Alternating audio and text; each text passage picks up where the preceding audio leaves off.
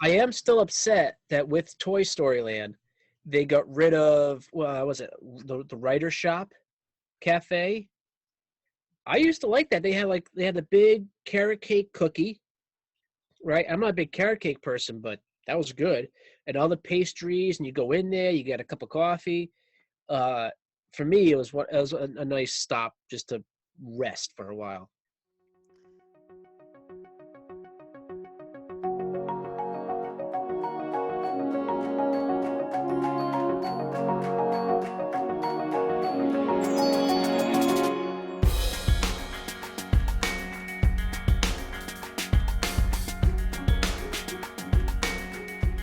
What's up, guys, and welcome to the Quick Diz Takes podcast, episode number 53. I am your host, Tim LeBeau, here, as per usual, with Mr. John Castano. Hello. Sarah Patterson. Hello. Sarah Castano. Hey, howdy, hey. And Stephen Lanzi. Hi-ho. I got it right this week. I practiced all week, and I got it. Very good. Perfect. 5 minutes of practice last week wasn't good enough, so I made sure I brushed up on it. All right, so this week we are going to continue with our Marvelous Attraction series. And this is kind of an interesting one, I thought.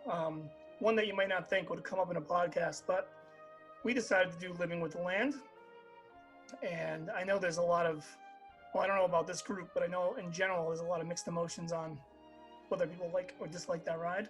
So I will be interested to hear what you guys have to say about it. And we will start with Miss Sarah Patterson, who tends to have the unpopular opinion these days. So let's see what her deal is this week. I don't really have any likes or I'm kind of like really neutral with this ride, I guess you would say. It is kind of boring, you would say, but it is like kind of interesting when you go through and you start seeing like all the fruits and stuff like that. Then you point out and you're like, oh my god, it's like the biggest eggplant I've ever seen in my life and stuff like that. But it is like a nice little ride to like get away from the hot air, to kill some time, because it's like never really a wait for it. Oh, I don't really have any dislikes with it, honestly. And then you had to retheme it. I would say like a Pocahontas kind of ride would be cool. It kind of fits in like with the boat ride going through and everything like that. That's like really the only thing that I could fit that would like fit in that spot. All right. That was, it's like retheming on a cheap. You could probably just stick a couple of Pocahontas electronics there, like you'd be all set. So just so we're clear, we are now 2 Epcot rides into this, and so far Sarah has just been chasing air conditionings. Rides 1 and rides 2. But no, that's good. You know, is anybody in here really enthusiastic about this ride? All right, then let's go next then. So I want to hear this. I kind of mentioned earlier, my inner nerd loves Epcot. I love the edutainment. I love it. The inner geek in me was all about the greenhouse and the aquaponics and the aquaculture and the hydroponics, and I did like a science fair project on it, and I made it to state level. It was like really cool. So that to see it at Disney, like, oh, so I'm not just like, there is something to this. So I really, really like that part of it. All of the cheesy goodness I love. One of those first stages when you first come on the ride where it's raining and you see like the vinyl like fishing line with the lights on it, like those cool like rain effects before we knew how to make rain effects. I really like that. I think I have a tactile issue. I don't know, this is kind of bringing to light some concerns. I like the smell of the water. Like when you're coming around, you have those waterfalls going. I really like this ride. I like that if you know where to look, you can kind of get a peek at Garden Grill rotating above the farmhouse scene. It is a walk-on ride. It is indoors for the air conditioning and rain. But it's a nice little ride that has kind of that set atmosphere. And then there's like real things. Like a lot of people don't know where food comes from. Like how many people know where pineapples go? Like, I don't know, always thought they grew on trees and not a little bush. Like it's really cool to look at. And it's always fun when you can point out the Mickey shaped fruits that they're growing, and they have like the pumpkins in the cases, and you can see that they're growing them to be shaped like a Mickey Mouse head. So I really do enjoy this ride though. I don't really dislike it so much. I try to find things like the set to set. I know you guys have talked about with other rides, it's kind of a little meh, leave something to be desired. And then those screens at the end of the ride when you're kind of coming back to where you load and unload the boats are kind of meh after looking at all the cool stuff that they have with the greenhouse part. But I really do like this ride. I think it's cool. I mean, I'm not like a thrill ride or anything, but I really do like it. I did kind of go a little bananas trying to retheme it. I mean, there's only so much you can do with a greenhouse. And I know Tim said that we could eliminate the greenhouse. That's the whole point of like redoing it. But I think the greenhouse is part of the really cool aspect of it. And I do agree with Landy that movie-based rides kind of belong in Hollywood studios and not so much. But since it seems to be the trend, the first thing I thought of based in a Disney IP was Ratatouille. You've got all this food here. Ratatouille is about food and cooking. I do feel, however, if you're going to make it based after a movie, it shouldn't summarize the movie. It should be kind of an extension of it or a separate adventure of it. So if people have been on the ride but haven't seen the movie, it makes them want to watch the movie.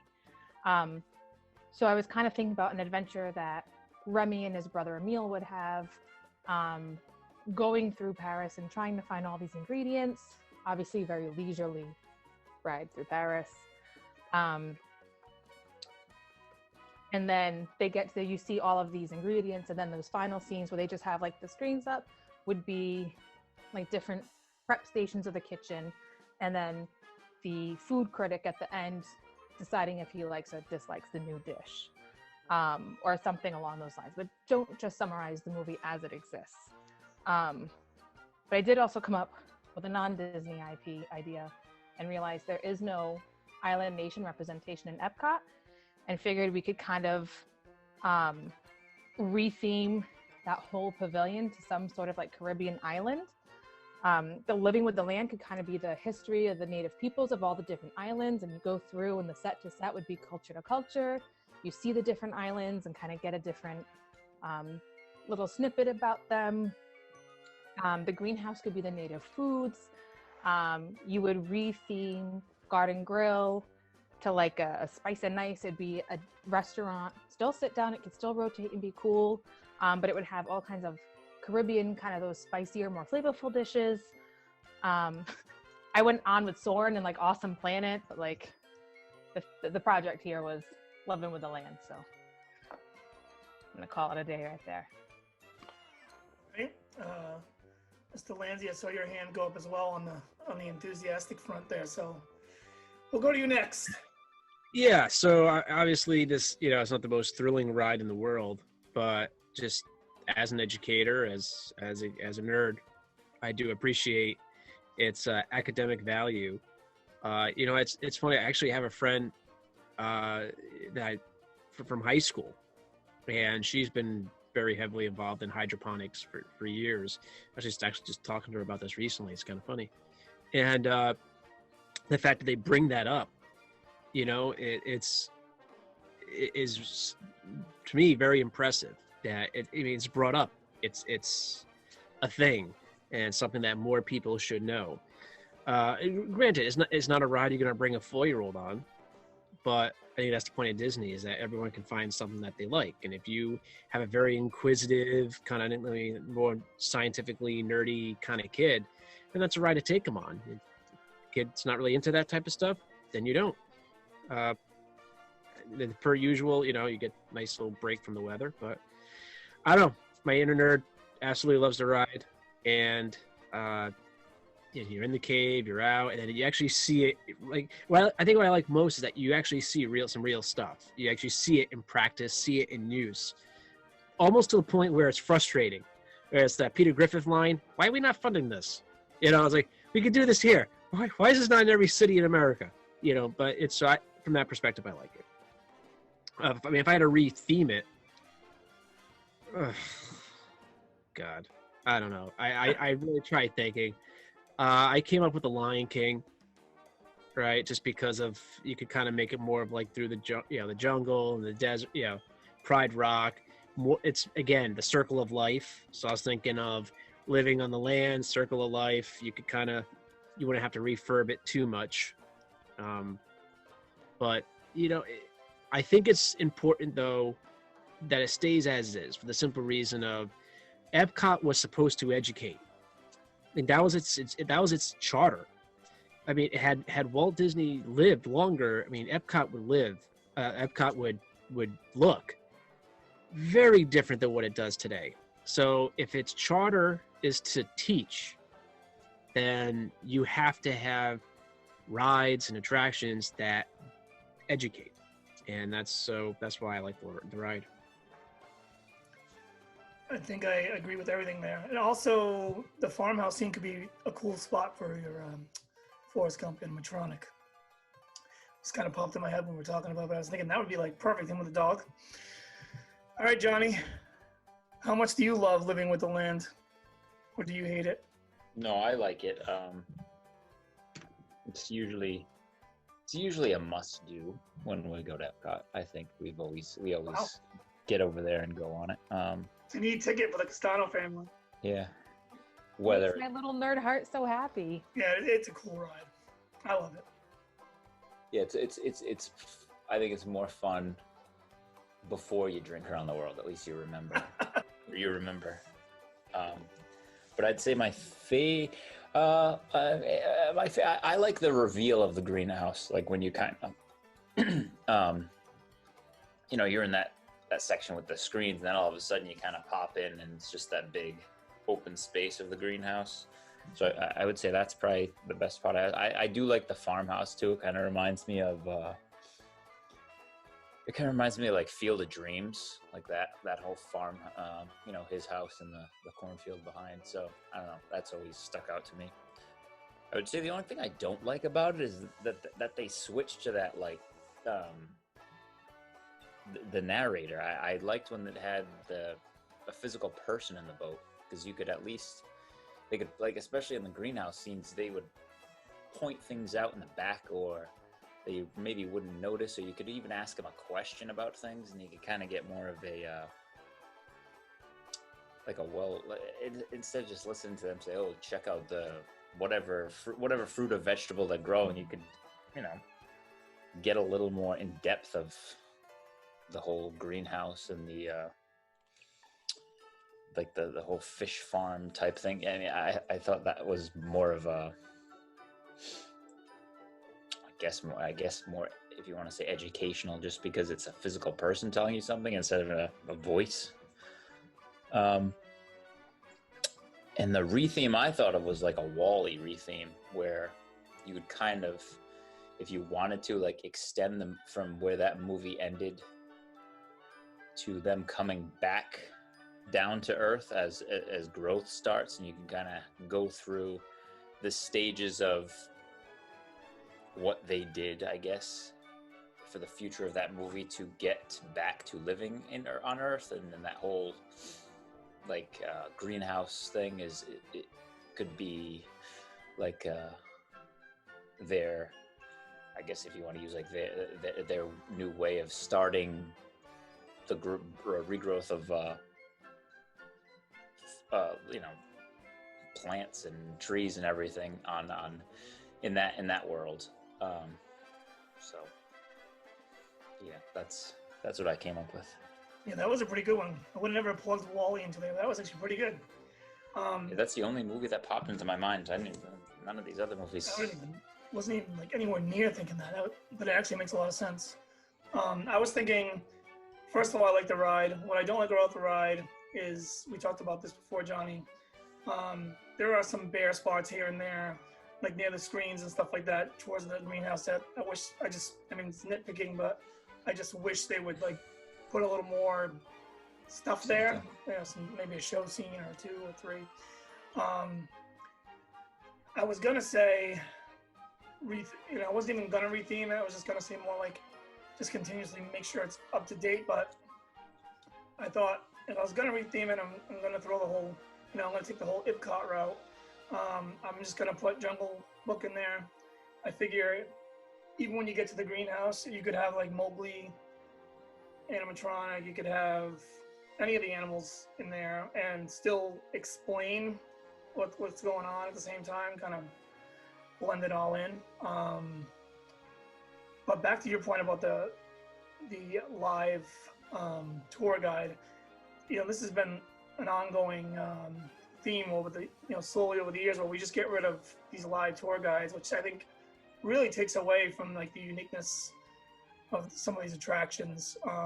And now we see the Jungle Cruise. Jungle Book, they're like, taking part of it away. Yeah, I don't know. It's just too bad, I guess. Yep. But yeah, so I would say almost all of us like that. I would say Sarah was neutral, so I guess it's a 5 out of 5 on Living with the Land. Call it a win. Which is funny, yeah. It's kind of a funny ride. It just kind of sits there, like you said. No one ever generally a walk on, and I think the Wally idea was really, really good. I agree. I think that was probably my favorite idea for it. Yeah, Johnny wins the week on that one for sure. Yeah, definitely. I hadn't even thought. I wasn't even anywhere. Like, I could have thought about this for another year when I came up with that. But anyway, so on to so we're gonna start our new park today. When I say start a new park, we're going to vote down one attraction in a one-on-one matchup. So anyone that wasn't listening last week, we're going to randomly select 2 Disney attractions, and we are going to kind of debate it, vote one out, and keep one so that we can build our new park that's going to be condensed down into lesser attractions. Basically, Disney World having just a single park. Last week we had discussed just doing any 2 random rides. Over the week, I kind of thought it through and decided to do same level rides, so like, i.e. E-ticket versus E-ticket, second tier, third tier, so on and so forth. So we'll start with E-ticket ride this week, and we'll do an E-ticket matchup and a show matchup. And we'll see how that goes, because this is kind of our first time into this, and we'll take it from there week to week. If we find we have more time than we need, maybe we'll do 2 attractions or 2 shows, who knows. But for now, we'll do 1 and 1 and see how it goes. So I'm gonna spin the magical wheel here that I have on my iPhone. I know Johnny's very scared that he might have to choose between Pirates of the Caribbean and the Haunted Mansion. Let's hope that does not happen. Yep. It all depends how I feel that day, so it could be anything.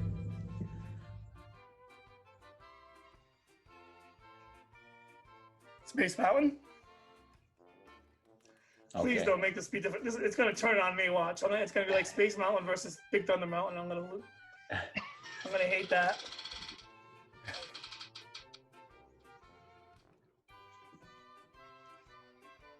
Oh. Mickey and Minnie Runaway. Runaway Railway. If you haven't ridden it, which I haven't, I hope you at least watched it, maybe? Somebody make a case for one of these rides. Steven, what do you got? I'm going to say that I would choose Space Mountain over Mickey. I mean, number one, it's classic. I mean, it's not the most thrilling coaster you've ever been on, but it's a classic ride. Everyone who goes to Disney does it at least once. It's part of the whole, that ring of mountain rides. I have maybe a slight vendetta against the Mickey and Minnie ride because it took over the Great Movie Ride. But I've also never been on the Mickey and Minnie ride, so I do have that bias. But for this one, I have to choose the classic Space Mountain all the way. All right, I know Johnny and Sarah both been on this, so Johnny, we'll start with you. Give me your opinion on the new ride, and is it better than Space Mountain? Which one would you keep? I don't know if it's better, but it's the way the ride is. It seems like it's the future of the way they're going to go with most at least most dark rides, I think, with the whole, I mean, the whole trackless thing, the whole, like, I mean, when you watch it,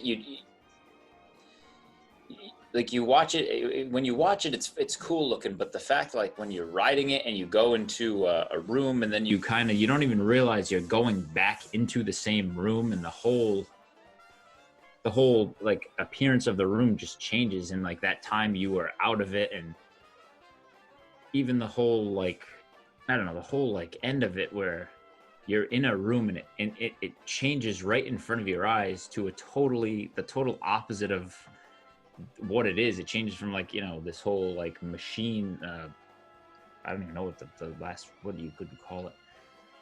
It's like a factory type thing, and it changes to a park, like right in front of your eyes, and you see things move, and I don't know, it's just a very cool thing. But then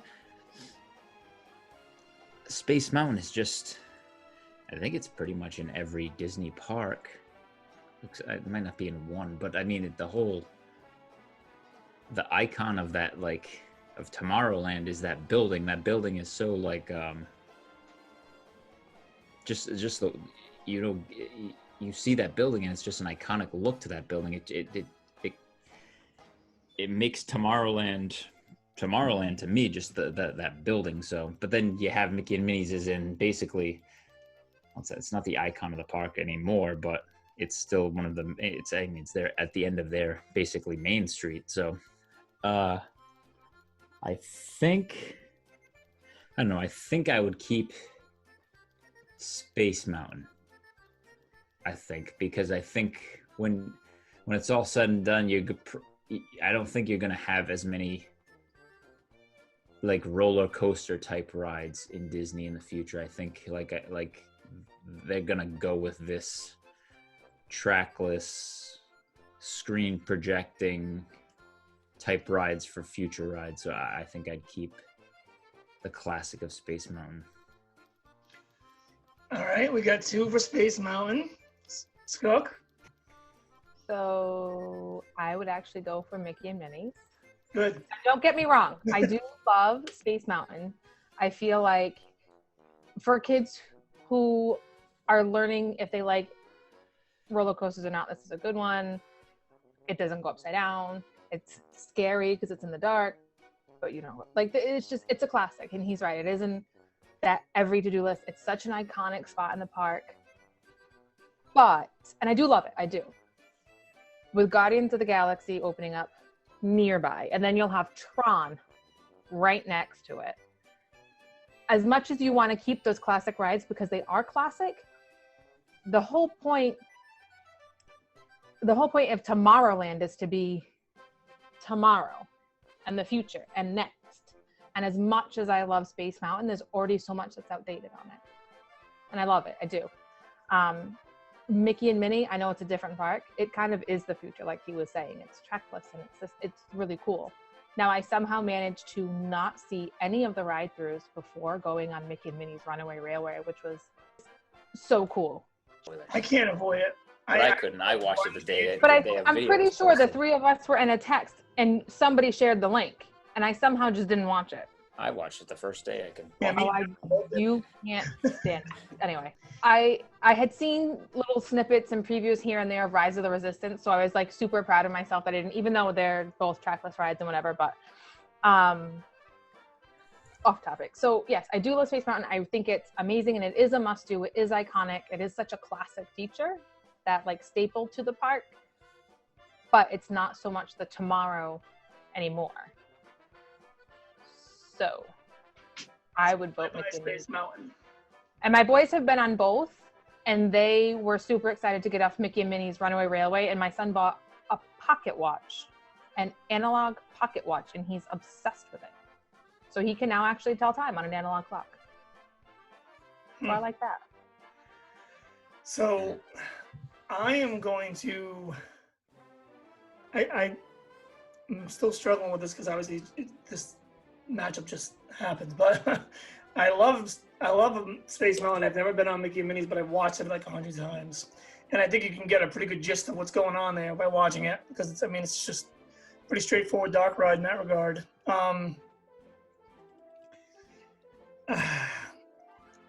Sarah, I was kind of going back and forth, and Sarah kind of made the argument that convinced me is that you are getting those 2 new coasters. So I'm gonna go ahead and get rid of Space Mountain. Mickey and Minnie it's new, first of all, and it seems like it's quality new. It's not just like thrown together new. It looks like they did a pretty good job. Gonna get one, good enough so that Disneyland's getting one as well. Special effects look amazing. I can't wait to see it in person.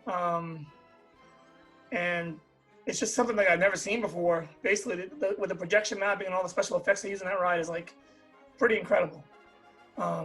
So I think at this point, at this stage, in Disney's history, and if you're going to condense a park, I think you do have to, you can't let the classic element of a ride totally, let the rides merit all go on just the classic part of it. I mean, I think I just got to go. It pains me a little bit the more I'm talking, but I'm going to have to go with Mickey and Minnie's. I am.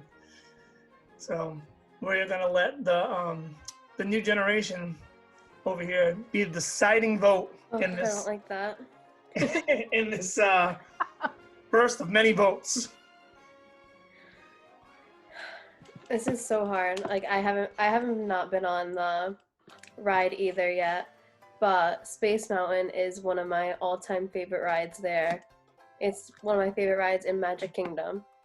Go on it multiple times, but I gotta say, definitely going on the one in Paris gave me a huge different view on it, because it's so updated there and it's just so much better that I think that they could do so much more here. But I know it's so hard. It's my favorite ride. But watching the Minnie and Mickey, it's just so different, nothing that they have there before. And it's cool to see if these other rides that they're building are going to be like that too. So I think I want to have to go with the Minnie and Mickey too, because I can see the potential Space Mountain could have that we don't have. So I think it could do so much more to it. I mean, it does also break my heart that we're getting rid of one of the few remaining rides in the Disney theme area that's not connected to a movie. It's an original ride, an original idea, and we're saying goodbye to that. Although it is in the movie Tomorrowland.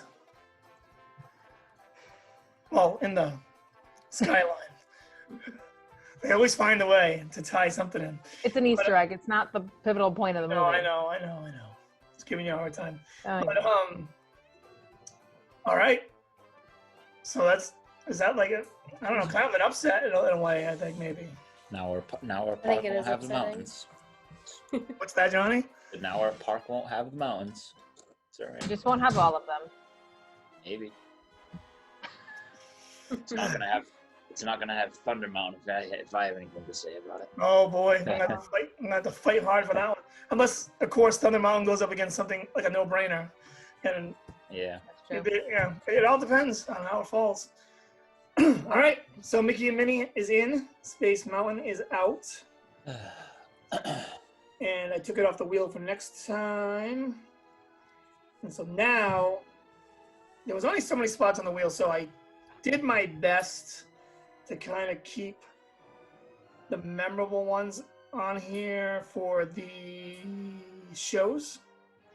So we'll see how it goes. Maybe as we eliminate a couple, I'll add a couple and just slowly sort them out, just so we can get through the good ones at least. But here we go. There's some you could have just kept off altogether. Oh, shush. Is that too bright? Nemo. Okay. I mean, Voyage of the Little Mermaid didn't even have to be on your list. Lion King. Ooh, we got an inter-park matchup. Festival of the Lion King Oh, Jesus Christ. and the Nemo Show. All right. Oh, gee. Lonnie, you're gonna start because you are very emotional about this. These are my two favorite shows in all of Disney. Yes. Jeez. That's what I I'm don't looking even... for here. This is better than Pirates versus Haunted Mansion right now. No. Well, no, it's not better than that. I mean, Festival of Lion King, the fact that they were able to like repurpose those parade floats into a show and then add like, you know, I mean, the whole audience participation thing, you got the whole, everybody's got their own little section, so you kind of feel invested in something. And then the show itself is just really cool with, you know, I mean, just the singers are really good. You get the acrobat guys. I mean, and then the fire spinner and stuff. I mean, that everybody's just like, they take. It's almost.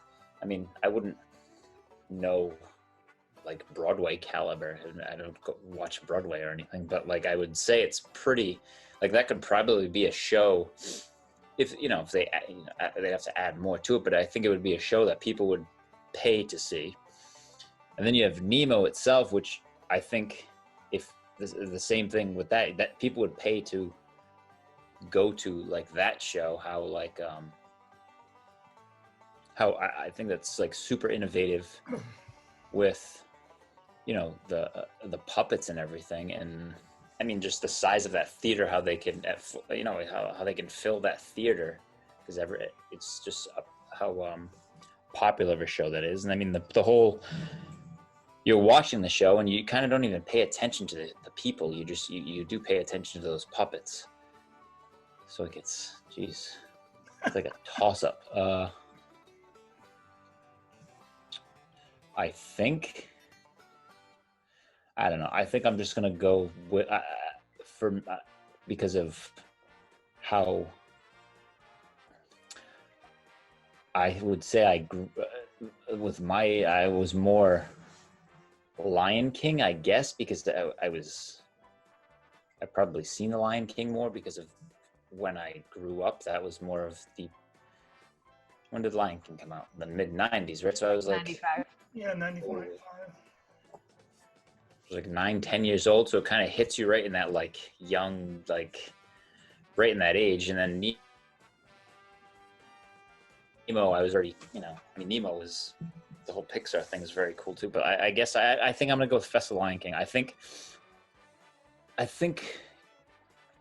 want to say, I think when we go, I think I've seen Lion King. I would make a point to go to Festival of Lion King more than I would to go to, or I have gone to Lion King more than Nemo, from what I can remember. So I'll go with Festival of Lion King. All right, one vote for the Lion King. Sarah Patterson? I'm definitely gonna go with Festival of the Lion King. That's my favorite show there. Like, I try to bribe anybody who I'm going with to go multiple times. I could sit there and watch it all day. Going like against what Johnny said with the Finding Nemo, how he said about like the people holding the puppets, how you can't see, like you don't pay attention to them. That's all I pay attention to. Like I'm always staring at them to see if they're going to do something weird or something. So I just think that's like takes it away from the actual show. All So right. I always find time to go into Lion King and would always prefer that over Nemo, I guess. Does anybody here want to give Nemo some love? All right. Well, we'll go to you, Stephen. You're up next. So, I mean, I kind of similar. So I like both shows. And I agree that, you know, it kind of reminiscent of Broadway. Now, I think Nemo's shortcoming, talking about the puppeteers, right? So I actually was lucky enough to see Lion King on Broadway. And I felt like, you know, that was a really good example of how to almost like hide as best as possible the people who, or incorporate the people who, you know, were the puppeteers, right?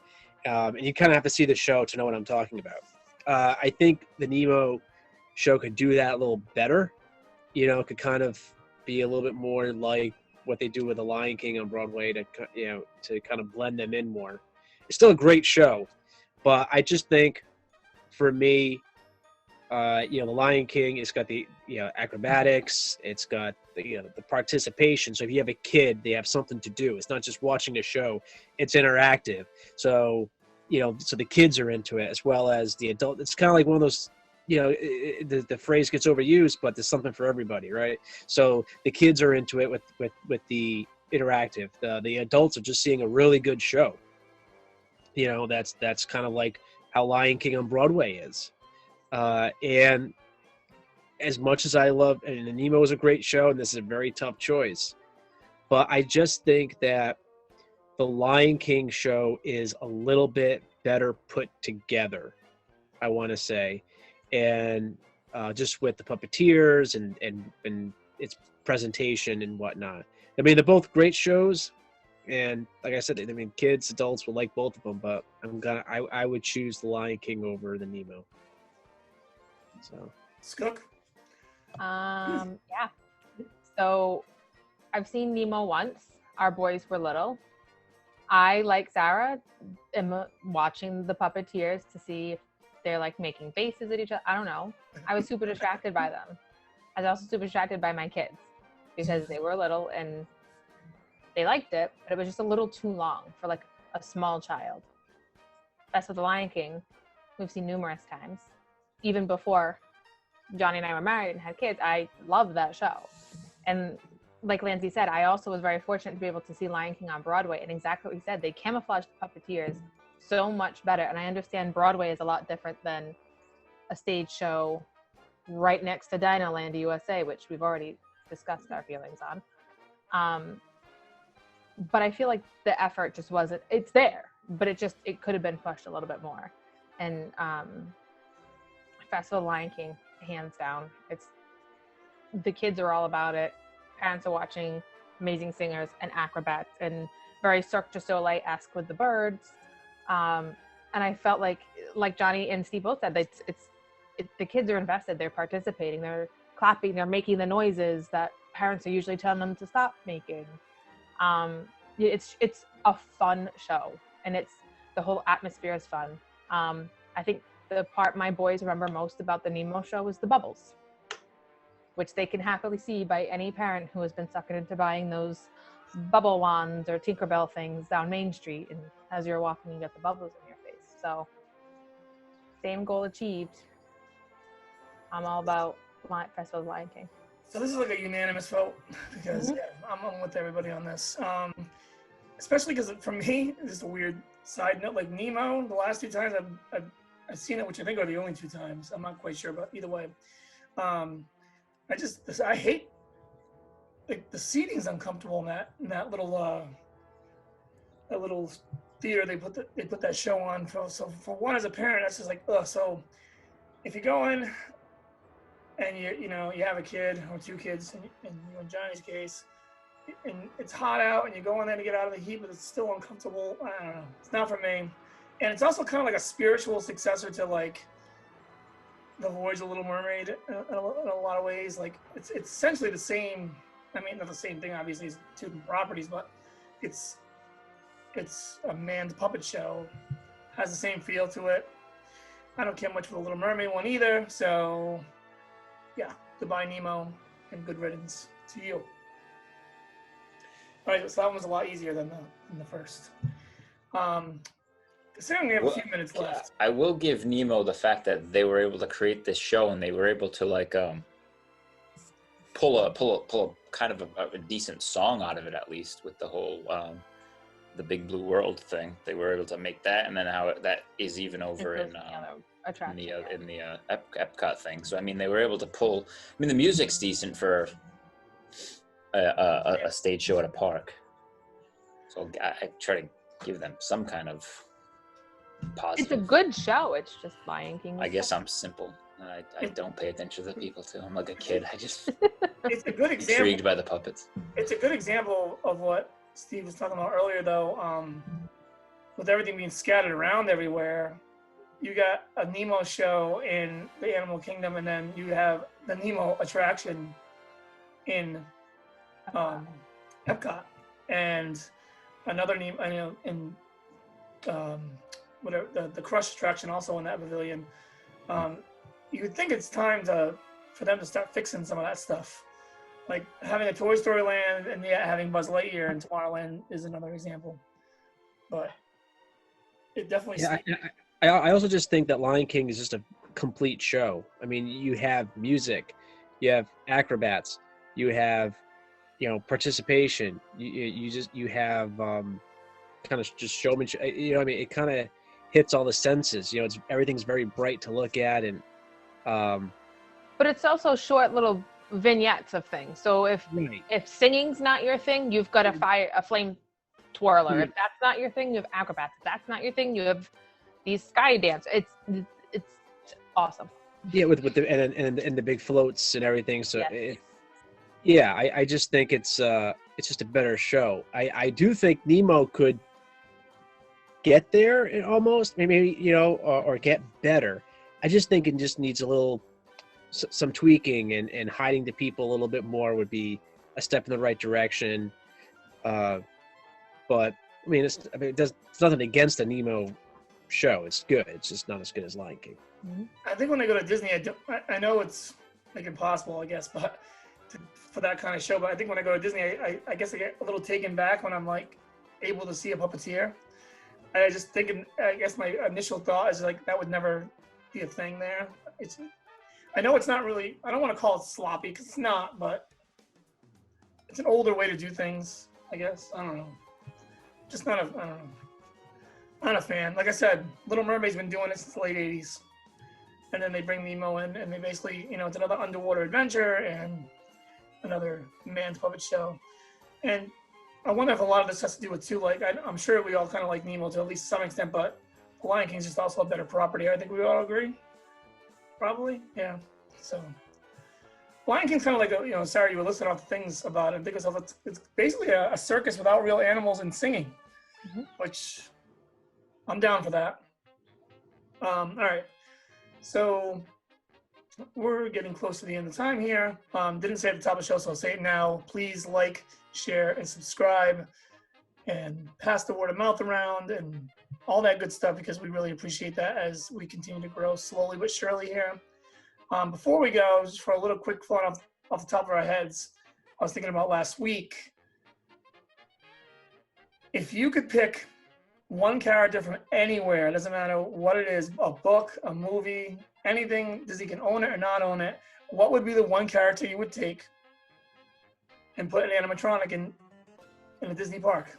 I think you should have a Walt Disney animatronic That's a good one. as like kind of like a Yeah, how do they not have a Walt Disney like animatronic, really? like the whole like the Lincoln, like a Lincoln type of thing, like that type of a thing at like the Disneyland Yeah, that'd be version. cool. I like that idea. This guy's on fire today with good ideas. I think a Yoda would be pretty good. Yeah. I mean, you could put, there's plenty of quotes, and you could obviously add a lot, and you know, to where if you say something, you know, kind of reacts to you a little bit, maybe something like that would work out pretty well. I think it's a good idea. I think that like they dropped. I think I said this before, but they dropped the ball on Star Wars lands in somewhat Galaxy's Edge, I should say, in some way, because as much as I like the new movies and that, you know, to an extent anyway, and that land's cool. Imagine if instead of Rise of the Resistance, it was somehow themed around going to the Death Star, and you got a Yoda animatronic. You got a Darth Vader. I mean, Darth Vader doesn't have an animatronic. Come on. But yeah, That's not a Jar Jar Binks, please. you know what? Give me a Jar Jar Binks anime. It's just funny. It's just funny to think about because they have a Star Wars land, aka Galaxy's Edge, and you have a Hondo animatronic, which is a cool animatronic. Don't get me wrong, but Hondo got an animatronic. There's no Luke Skywalker But it animatronic. fits the there's no story Darth of the Vader. ride. And people don't even know like what Hondo is. Like a little kid wouldn't know unless they watched Clone Wars. Watch Rebels, basically. Yeah. Right? Or is he in Clone Wars too? I don't even know. Yeah, I think he's in both. But Yeah. I didn't know who Hondo was. I hadn't watched any of those before, so I had to look it up to see who this well, not a person, but who he was before. I think that's where Yeah. like I've read and seen things on YouTube about how it's not really meeting their expectations as far as popularity goes, and of course COVID has something to do with that. But I think that basing that land around the newer movies, I don't know, might have hurt them with the people that aren't really Disney fans but might come to see Star Wars, but then like they hate 7, 8, and 9, so they're just not even gonna bother, kind of thing. But anyway, Yeah, they should like do it. I think they should do it seasonally. So you have four seasons. You could have each season be a different whatever you want. The winter season, that could be the original trilogy. The summer season could be the prequels. I mean, I think you could get away with. I mean, the prequels, obviously, the Millennium Falcon wasn't really in it, but you could kind of get away with theming it and getting everybody in there. I mean, I think over time they're gonna save the new generation of Star Wars stuff because they're gonna save it with their live action Disney Plus shows, i.e. The Mandalorian. Mm-hmm. But it's gonna take a little time. But anyway, Sarah, Skook, we'll go with you. Do you have anything on this? Purely because he's my favorite, and he could kind of be a sweet little thing and helpful, or he could be a terror and a mischief maker. I would go with Stitch. That was mine. Depending on your mood and the children you're with that day, could be either one. You and your Stitch. Every time I see Little Stitch, I always think of Sarah. Yeah, they already had one, and we Like saw forever. Well, I didn't say that ride was good. I just saying they had one. They ripped his skin off. Listen, she wants a Stitch animatronic. She gets one. I thought for sure it was going to be a Lin-Manuel Miranda animatronic. Someday. That will come in time. That We're will just come in gonna my knock new. out Hall of Presidents and put a mini version of Hamilton. Yeah, we already. Yeah, I know. That will come in my Haunted Mansion big theme when the time comes. Yeah. So I'm gonna go the only non-Disney. I just think John McClane from the Die Hard movies needs to be in a Disney movie somewhere. When I mean, it really does. Maybe like climbing up something, climbing the Tower of Terror. Oh, that'd be sick. Yeah, it could be like a little hidden animatronic somewhere in one of the vents. He's shaking his head. as you walk through that lobby, you hear like a CB radio asking for John Wayne. Wayne. He's Isn't more that what partial you to Roy Rogers. I think you put them at the exits when you leave. You just hear "Happy Trails, Hans." Yeah, they're in the park. Oh man, that would be sick. And then at Christmas, you just put a Santa hat on them because they are Christmas movies. Yeah. True. Well, Although- anyway. If you, actually this could work. So in Florida, he's at the exit saying "Happy Trails," but in Disneyland, he's at the entrance saying, "Come to the coast. We'll get together, have a few laughs." Yes, that's what I'm talking about. He's at the entrance of one and the exit of the other. Give him a different phrase at each park that he's at. As long as somewhere you just have Alan Rickman just going, "Now I have a machine gun." Oh. That's a pretty good impression. My wife is listening in the other room apparently, and she's just sent me a text saying you could basically, retheme the Tower of Terror where you play the role of Hans Gruber and he's dropping you off Nakatomi Plaza. Exactly. Yeah. I just But think that character's so cool that he could do so much. I mean, obviously it's not going to work because he's too adult, but oh man, there could be some funny things in there. Oh, it's after our last conversation of like non-Disney ideas I thought of Family Guy. And just like different ideas. Yeah. But I think actually Die Hard would be really cool because Nakatomi Plaza would be, kind of the big thing. It could be the centerpiece of the park. Yeah. During the show, you could drop Hans off the roof instead of Tinkerbell flying. Oh man, it would just be. Or you could have this, the whole scene where it blows up and he jumps off, or I'm sorry, he takes the fire hose and swings through the window. Mm-hmm. Yeah. Could you make it a stunt show? You could. I mean, Yeah. does Disney own it? They might even own it now. I have no idea. As soon as everyone's buckled in, they start the ride. You just hear, "Welcome to the party, pal." It's like, okay, the ride's ready to go. This needs to be a ride. Like, if Disney doesn't do this, Universal definitely has to. The problem with my wife's idea is that, like, if he's going to, like, in essence, try to kill you by dropping you, you would have to have the classic yippee-ki-yay, you know what, and but you can't have that in Disney. You can't. But what you could do is if you're going to do like a free fall part of the ride where they drop you from the tower, that's where they do it. So you see, yippee-ki-yay, and then boom, and they just drop you so you miss it. There So you go. It's drowned out by everyone's screams. right, exactly. I think that's the best way to do it. This way, it's kind of a slick way of censoring it. And then you'd have to have. You got to give me a second because I got to find Just real quick, but in the lobby, kind of like how Hondo is in the lobby of the Millennium Falcon ride, you'd have to have. His name is slipping my mind right now. Maybe one of you guys know it. The guy his wife works with that tries to like strike a deal with Hans later on. Ah, Like that guy's got to be there Oh, doing his yeah. little like Hans, babe, that whole little like thing he does. I just think Yeah. that'd be too cool. Tower of Terror is now just a Die Hard ride. By the way, Ellis. Ellis. There you go. My phone was being stupid. Yeah, that's his name. You bet. As long as you have a Carl Winslow animatronic in there too. Oh yeah, that too. He's outside. He's outside, like looking Yeah. up at the tower, like he's talking to people in there. Like Eating every couple Twinkies. minutes, you got like maybe kind of like loop of audio that plays. Oh my god, that is the best idea for a ride ever. I might. well, if we're using like Tower of Terror, you know, Ooh. you can change the track a little bit, right? So where if like at one point you're the view of John McClane like in the in the Ved, and then right, and so you're crawling forward, but then you have the point of view of you're in the cop car, right? With going backwards while you're getting shot at, so then it can go backwards really fast. So you're kind of doing that move, and then I think. I mean, this could either be Tower of Terror, or you can almost mix this with like Test Track, with the car going crazy. And then It is owned by Disney.